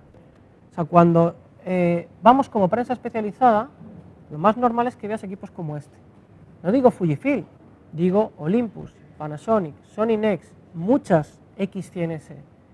¿Por qué? Porque es que llevar menos peso y tener una calidad equivalente es una ventaja para tu día a día de trabajo. Entonces, va a haber muchos tics que tenemos aquí respecto al tamaño y la presencia y estas cosas que yo espero que se vayan eliminando. Obviamente siempre va a estar ahí. Esto es como la lógica de quién se puede comprar ahora mismo un formato medio digital. Muchas veces se compra solo porque es la manera para poder ir a proyectos muy grandes, porque nadie necesita 30 millones de píxeles ni 45. Realmente prácticamente casi nadie necesita tanta información. Las vallas de la carretera están hechas a 25 puntos por pulgada. Para hacer una copia 100 por 70 te sobra con una cámara de 12 megas. Entonces es más una cuestión de supuesto estatus. Pero eso yo imagino que irá cambiando. Habrá sus nichos, pero a mí me parece que para social, no tanto por la parte que me dices de aspecto, sino sobre todo por fluidez de trabajo, un tándem reflex, teleobjetivo potente y una serie X es muy interesante. Y para fotografía documental pura en la calle, cualquiera de la serie X, primer equipo, y te puedo asegurar que hay muchos fotógrafos que la están usando como primer equipo. En Barcelona hacemos muchas formaciones con David Zairov y pues esta persona ha tenido de todo, Canon, Nikon y demás, sigue usando equipos reflex de 24x36, pero la que usa prácticamente todos los días es la X100, porque realmente le da mucho juego. Entonces, yo creo que eso es lo interesante, el poder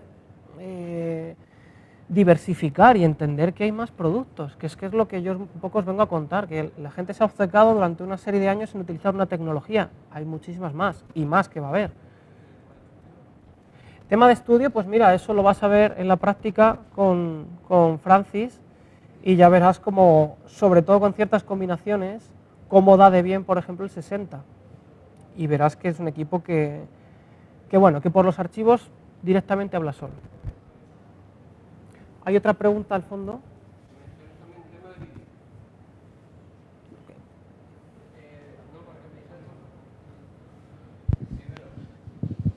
Para que me comentaras algo también del tema de vídeo, aparte de fotografía. Bueno, pues estamos un poco con lo mismo que la pregunta de vuestro compañero anterior. El tema del vídeo no es la prioridad, pero sí que es cierto que, por ejemplo, con la X100 y la X100S,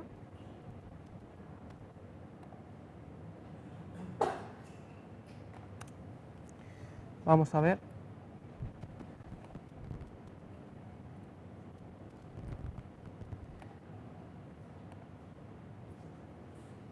A ver, un segundín. Esta. ¿Ves la parte del micrófono? La diferencia que tienen la X20 y la X100S es que incorporan la toma de jack para hacer grabaciones con audio externo a través de la propia cámara. Tienes aparte una medición de la entrada de audio para ver si se satura o no los canales izquierdo y derecho.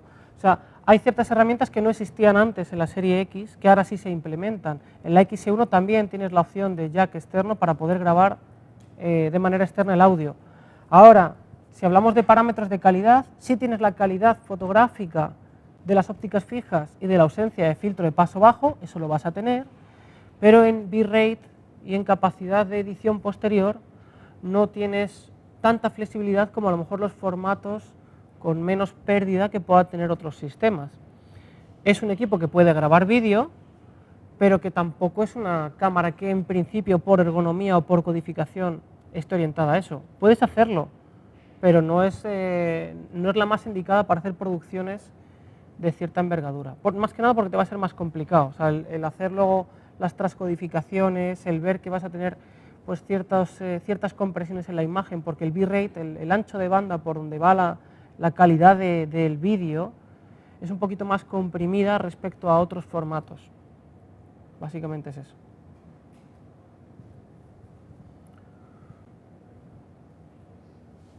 Pues si no tenéis más preguntas, vamos a por la segunda parte de la formación, que yo creo que os va a interesar. Fijaros, yo es una parte que ahora actualmente ya no me obsesiona tanto, porque yo con el paso de los últimos, sobre todo 3 años, voy relativizando mucho esto del ruido electrónico, pero bueno, entiendo que para muchos usuarios es importante cotejar información, ¿no?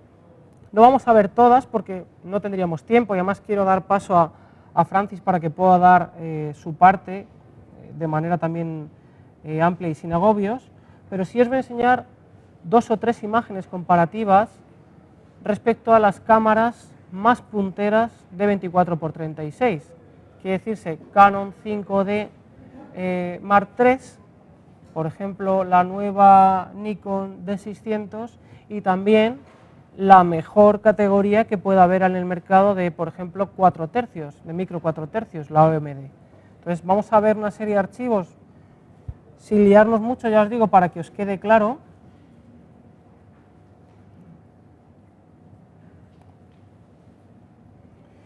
Y los vamos a ir comentando.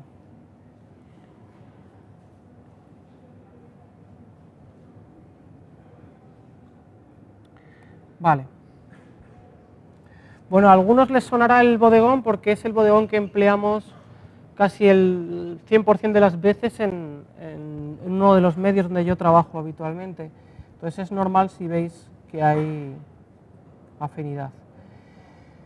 Vamos a colocar esto un poco. Vamos a poner las cámaras aquí.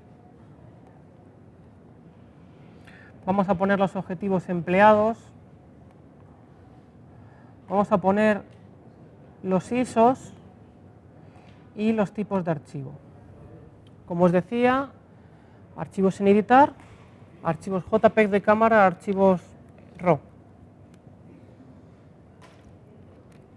Antes de hacer nada, pues hombre, conviene también explicar cómo se hacen las cosas. Esto es algo que yo lo veo como una ausencia generalizada en Internet, que nadie explica cómo se hacen las cosas, y a mí la verdad que me da siempre bastante rabia, porque la manera en la que tú acometas un test y la metodología que tengas va a implicar los resultados, y de manera bastante crítica. Quiere decir que no es lo mismo el hacer las cosas de una manera que de una manera un poquito más técnica y más cerrada.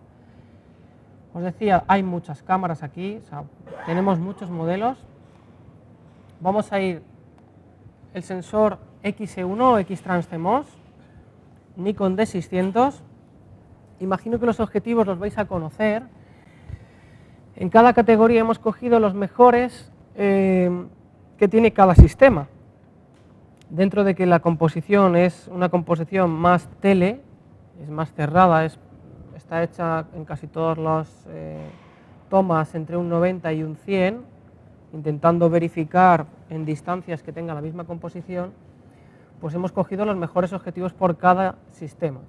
Si nos vamos a Nikon, por ejemplo, pues cogemos un macro de alto rendimiento, de un precio pues que sea también interesante, en el sentido de que estemos en unas cotas similares, que sea ya un equipo con cierto prestigio. Estamos hablando del 105 Macro VR 2.8 con nanocristales, que solo lo hace Nikon para los objetivos pata negra, es decir, lo que se llama objetivos de gama profesional.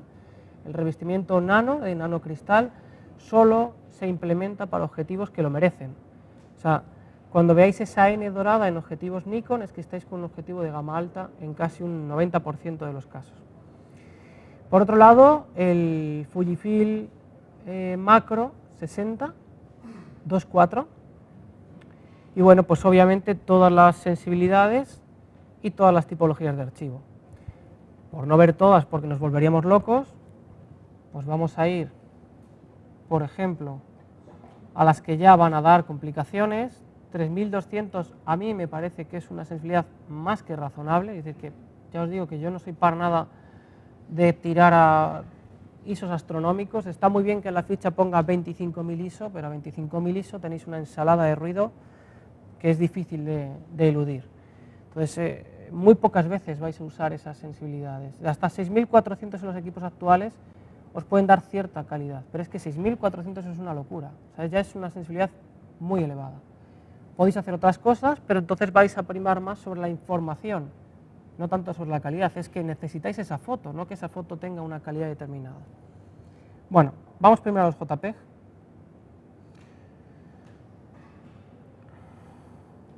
Vamos a poner a la izquierda el archivo de Fuji y a la derecha el archivo de la Nikon. Vamos a ver que esté todo bien. Pues lo que os decía, izquierda Fuji, derecha Nikon. Bien. JPEG de cámara. Y os digo, yo me obsesiono mucho con esto de explicar las cosas, pero de verdad que es necesario. Cuando estamos en sistemas APS-C frente a 24×36, yo no puedo coger y poner los mismos diafragmas. Pues no tienen la misma profundidad de campo. Si hago eso, el test no vale para nada.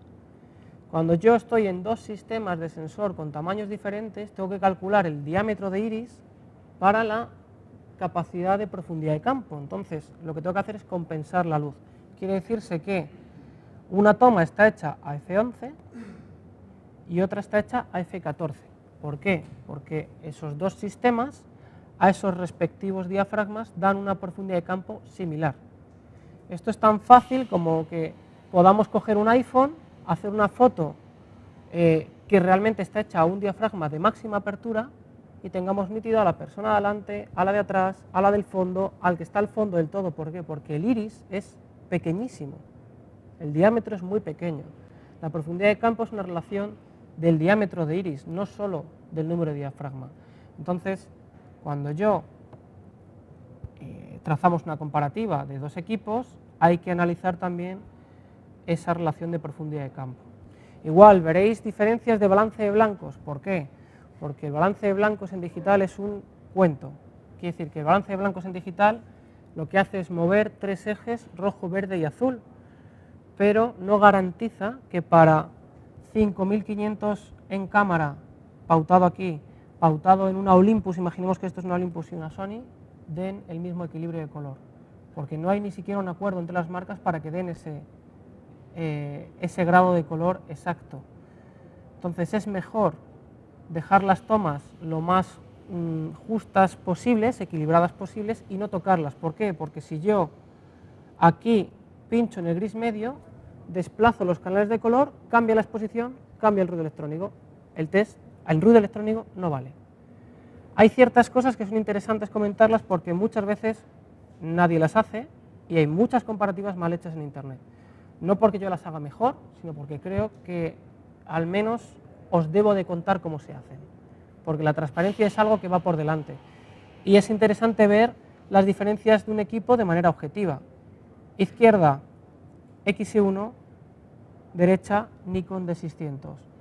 Izquierda, un archivo de 16 megas, derecha, pues si no recuerdo mal, aquí me puedo equivocar, creo que son 24 millones de píxeles, 24×36. 24-22, ahora mismo no sé, pero vamos, fijaros que una cosa es resolución y otra cosa es nitidez.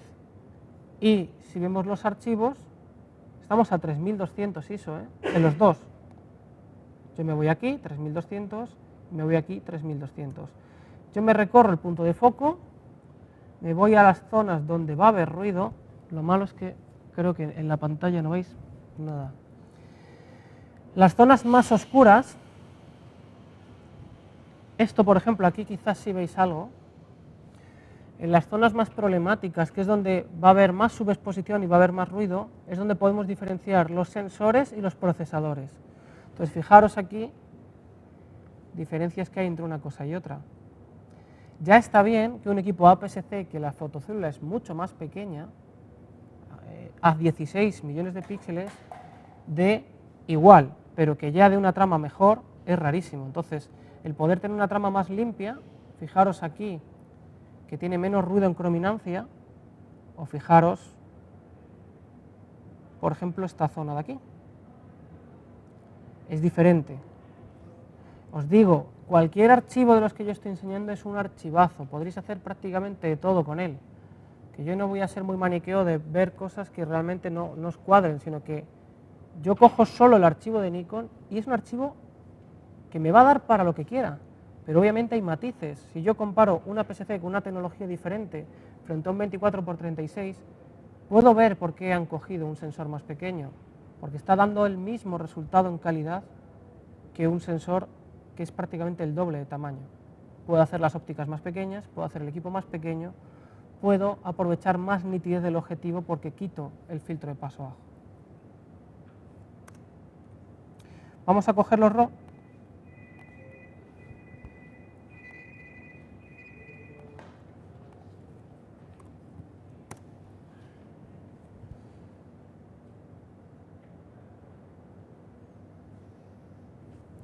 Tardará un poquito más en cargar.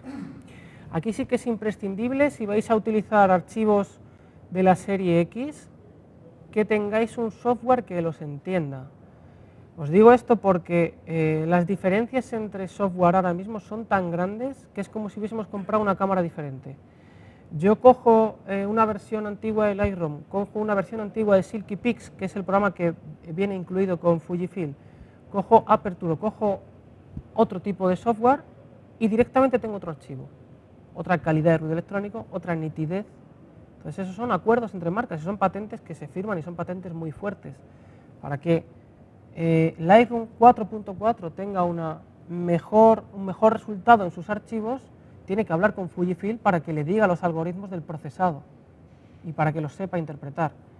Fijaros, los archivos RAW van muy paralelos al JPEG, obviamente con menos contraste, con menos máscara de enfoque, que es lo que aporta el JPEG en cámara. Pero son bastante descriptivos, tenemos una muy buena imagen en los dos casos. Y esto es un archivo, esto es un sensor mucho menor.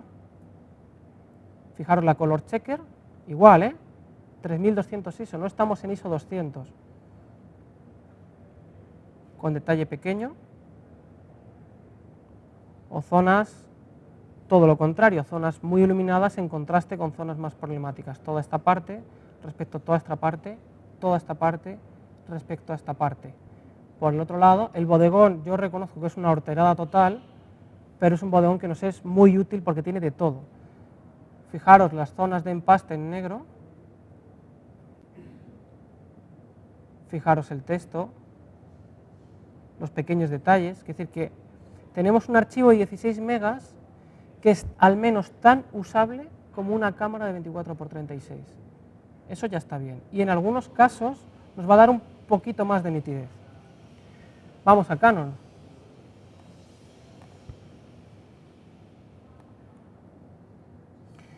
Bueno, pues en Canon, ¿qué hemos cogido?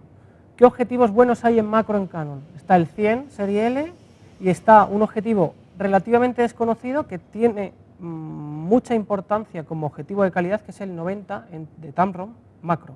¿Por qué? Porque da una calidad altísima y de momento tiene un precio bastante interesante. Es buenísimo. Ya era bueno en analógico y ahora la actualización que tiene es tremenda, es muy muy bueno. Lo comparamos también con el 60, ¿por qué? Porque las relaciones de focal son similares, son parecidas. Bueno, pues vamos igual a 3200, vamos igual a coger el JPEG y vamos a cuadrar la misma comparativa.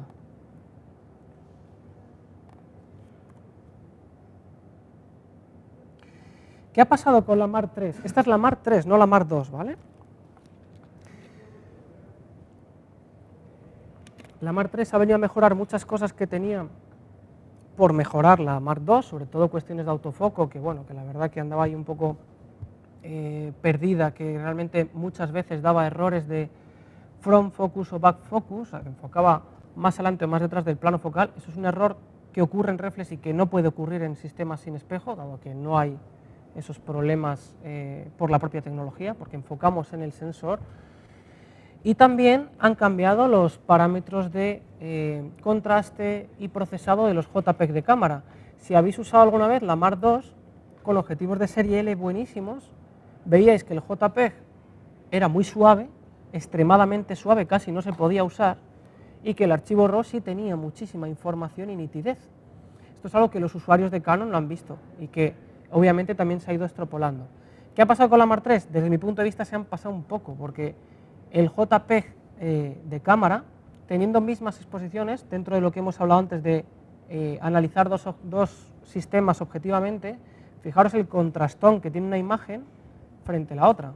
Estamos con la XE1, Canon 5D Mark III. Punto de foco, ya veréis luego cómo cambia el RAW, o sea que no es una cuestión de exposición, sino de procesado en cámara. Fijaros cómo se empastan algunas zonas y volvemos un poco al meollo. Yo no os voy a enseñar, para analizar el ruido no me voy a ir aquí, quiero decir, esto está iluminado, es fácil. Me da igual que esté a 3200 que esté a 6400, donde hay luz es fácil. Cuando vamos a una zona que además no tiene un color muy definido, que ahí los procesadores lo pasan muy mal porque no saben muy bien qué hacer, pues aquí ya hay una trama de ruido que es mayor que la trama de ruido que tiene, por ejemplo, la XE1. la trama es más limpia y tiene menos problemas de crominancia. Es cierto que el color es más saturado, pero porque el contraste es más alto. La nitidez es muy buena en los dos, es realmente buena en Canon. Os digo que ese objetivo es maravilloso. Si tenéis opción a probarlo, probarlo, porque es un objetivo muy bueno. Y si vamos a los archivos RAW, vamos a ver. Ay, perdonad que os he cambiado el orden. Ay.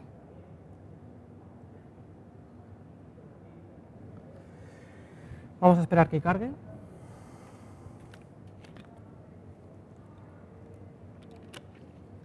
Pues bueno, hay diferencia. Ya no tenéis ese contraste. El archivo RAW de Canon es más suave, está menos contrastado, exprime más detalle. Pero oye, recordar que estamos hablando de una máquina que el cuerpo cuesta 3.300 euros, 3.000 y poco dependiendo de dónde la compréis, respecto a una cámara XE1 que está en torno a los 1.000. Esto ya, dependiendo de tiendas, dependiendo de ofertas y promociones, yo no me voy a meter ahí. Pero desde luego estamos hablando de una relación de 1 a 3. Y eso es una diferencia muy importante. Es un equipo más pequeño, es un equipo que me da una relación de nitidez similar, con menos resolución, menos píxeles, por así decirlo. Son archivos más livianos, más ligeros, pero donde tengo que tener resolución a nivel de definición y poco ruido electrónico, la tengo. No tengo problemas de ruido electrónico a 3200 y tengo una característica de archivo que me da pie a confiar en ella. O sea, que decir, yo puedo hacer un trabajo profesional en las mismas características y cotas de calidad que un 24x36. Aparte de todo lo que os he explicado antes, de filosofía de trabajo, de ser invisibles, de pasar desapercibidos y poder utilizar ópticas con menos problemas, dado que es más fácil hacer un objetivo de buena calidad para un sensor más pequeño, olvidémonos ya de si tiene ruido electrónico o no, si es que me va a dar igual, es que va bien. Aparte que sean bonitas, que es lo interesante, es que son usables, que son equipos que están pensados para ser usados. Para terminar, para la gente que tenga curiosidad, os cruzo como última imagen la Olympus OMD. Olympus OMD es el equipo de gama más alta hasta ahora del sistema micro 4 tercios. Igualmente el mejor objetivo que se ha hecho macro dentro de esta serie, que es el 50, ni siquiera el 60 nuevo, sino el 50 Zuiko original con adaptador, era con mucho, hasta el momento, el objetivo macro con más resolución. Entonces, bueno, pues cogemos ese, el mejor que hay, vamos a 3200, vamos al JPEG,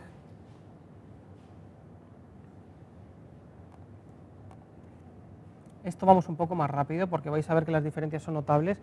Aquí el sensor más pequeño, como no tiene ningún tipo de tecnología novedosa, es de Olympus, es de Sony. Sony incorpora desde la OMD la fabricación de sensores para Olympus, con lo cual ha mejorado relativo a las anteriores versiones de Panasonic, porque antes le hacía los sensores Panasonic, pero aún así no llega a lo que puede dar, por ejemplo, la serie X. Fijaros, ¿no? Aquí sí que se ve muy bien.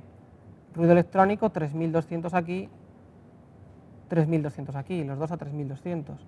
Si me cojo esto mismo en RAW, en este juego de cromos que estamos haciendo, pues la cosa mejora un poco, pero aún así... ¿Por qué os digo esto? Porque es que esta sería la comparativa más justa. Estamos hablando con equipos del mismo importe. Entonces, esta sí que sería la comparativa económicamente más justa. Y no es la misma calidad. Es una cámara que también nosotros tenemos en la oficina porque nos gusta mucho. Los objetivos de Olympus, sobre todo las series nuevas, son muy buenos. Pero de momento está más limitada en los ruidos, en lo que es ruido electrónico a esos altos. Bueno, pues hasta aquí lo que yo os quería contar. Abrimos la segunda parte del ciclo de preguntas y bueno, espero que no os hayáis aburrido y que realmente os interese un poco indagar en el sistema, porque mejor o peor, al menos es lícito y es coherente, que es un poco lo que yo os venía a contar. Muchas gracias.